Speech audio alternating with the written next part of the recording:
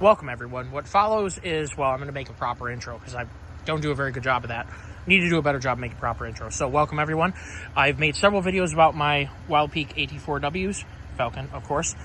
These are 285 65 R20s, and they are mounted on a 2023 F350, which I assume to weigh about 7,200 to 7,400 pounds. It is a gasser. I assume to weigh that. There's a little bit of stuff in my toolbox. We have 3 people in the vehicle, so you know there's a little bit of weight going on here. One of my viewers, and first of all, I really appreciate all you guys making comments, making recommendations. I take all of them to heart and I listen to them. One of the viewers wrote a comment and we got talking about it, and I had no idea that TFL had released a video comparing these tires to KO3s and to Firestone Destination AT something, whatever. And the Falkens did not perform very well in their tests. And the gentleman said to me, or said in the comments, like, I don't believe it. Does it sound right to you? Well, I watched the video, and considering now I have quite a few thousand miles on these, a good bit of miles in the snow, Expedition has a good bit of miles in the snow, and quite a few, probably 1,000 miles or something like that. And those tires, they're still very new, obviously. And I have about 63,000 miles on the AT3Ws that were on my better half's Jeep Wrangler 4-door. They were 285 70 R17s on the Jeep Wrangler. So I have a pretty good background with the AT3W, and I have a set of my Excursion, as well as having these on this truck, and like I said, my Expedition. And it just didn't sound right that they perform so strangely poorly. 180 feet to brake from 30 is flipping wild. So we just went out and did a little bit of, I've tried to find the most slippery ground I could on our back roads, as icy as I could find it, as much snow and ice piled up as I could find it, and what follows is that, stopping from 30 and some stops from 40. And I'm just going to leave it up to you guys to take this data and use it for however you want to use it. I just don't feel that they really got a fair shake, and that is the video that follows. So hopefully you all enjoy it and have a great day, and stay safe out there. Be careful obviously out west, there's some very sad things going on right now. And be careful with how cold it is.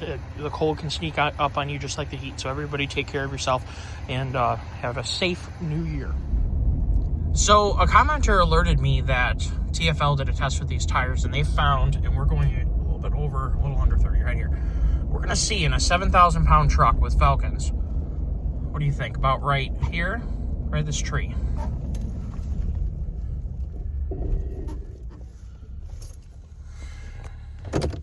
We're going 30 miles an hour in a 7,000 pound heavy duty pickup truck, okay? And we started stopping at that tree. My truck is about 21 feet long, right? So it stopped from 30. You know, this is pretty slippery stuff. You can see the tires working there. More or less I was on, you know, pretty slippery stuff, at least consistent with what they were doing.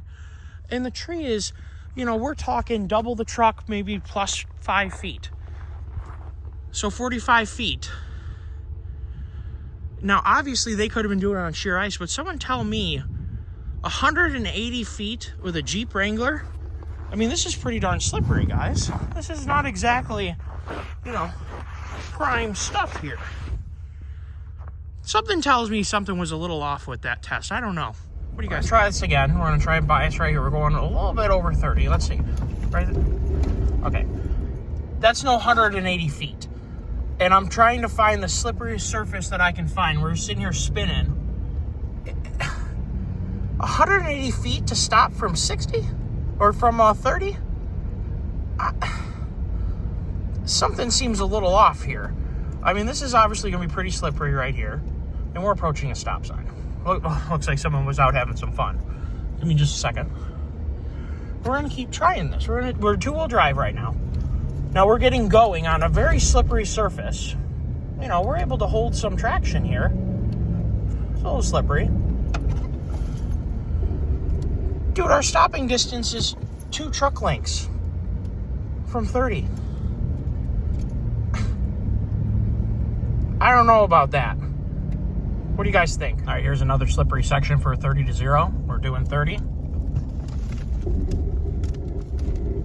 Yeah, that's no 180 feet. So I'm not really sure the testing scenario that was under, something seems a little wrong, because that was nearly sheer ice, and we stopped there, 2 truck lengths, which is pretty common for icy conditions with good tires. We'll try it again right here. This looks pretty slippery. Oh, a little faster. Go on, truck. Oh, there we go. Again, there's no 180 feet going on here. That was probably, maybe 3 truck lengths. So we're talking 60, 70 feet. 180 feet does not sound realistic for these tires. So we'll keep trying to find some more slippery surface. Here's another slippery surface. We're up to 25. Where's 30? Right there. Looks pretty slippery to me, right? Let's find the slippery spot. We're right here. It's pretty slippery. Again, not 180 feet. I don't know what surface you'd have to find. We're going to go try and find some literal sheer ice. There's got to be some on a different road up the road a little bit. So we're going to go find it right now. Let's add 10 or 40. Yeah, I don't even think we're at 100 feet. There's no way we're even at 100 feet from 40. So I have a suspicion. Let's just say for a minute that there was no attempt made to falsify or give the Falken tires a bad shake. What I'm thinking is the weight of the Falkens, which they are substantially heavier because they're a heavier built tire. They have a heavier sidewall. They have a lot of rubber around the carcass of the tire. They are a very substantial tire. What I'm wondering is if the Jeep's ABS system is tripped up by the extra weight of the tires and was causing them to not work properly. And let's just say they were just going straight to ABS braking. All right, I think I found a pretty slippery patch. We're going to wait till we get to the bottom of this just so we don't have something fighting us. You know what? We're going to do it right here.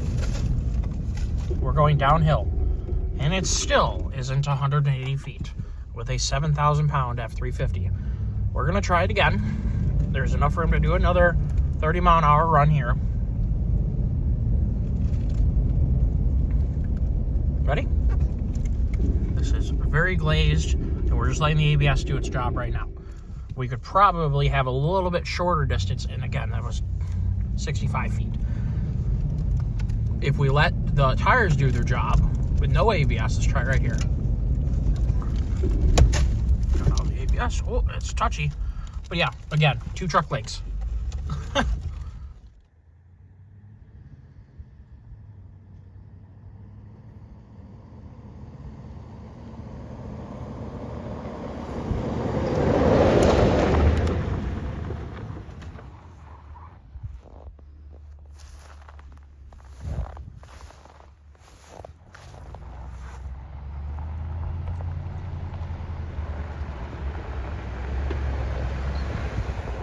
All right, we're gonna come at it from this way again, or from this other way.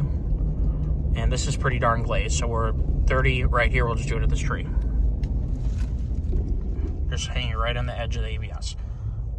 I mean, we're basically talking 2 truck lengths from 30. Let's ramp it up since we got some snow right here. Let's get it going. Got to drive it a little bit since we're on 2-wheel drive. Let's get it going 40. Right here. Right at this driveway. See if we can even... Okay, I don't even think we're going to be 100 feet. I mean, we're not even 100 feet from 40. And this is extremely slippery ground. I mean, here, we'll just turn off the traction control just for the giggles of it.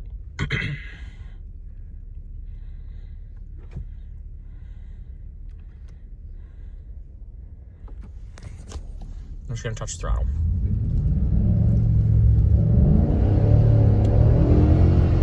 Yeah. Very, very slippery ground. So let's get going again. I just see no reason not to be thorough here. We're going to do this downhill right about right here. Again. Exceptional.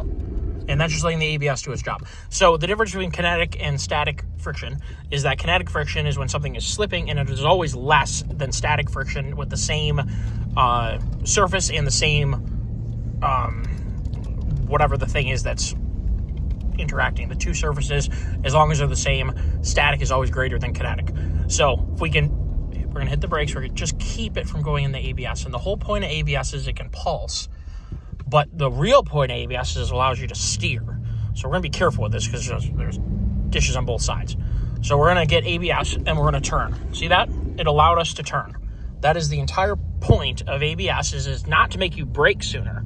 Though, in some surfaces, and especially if the driver doesn't know how to stay on the verge of lockup, having ABS is really there to allow you to steer when you're skidding. So, I don't know what to say.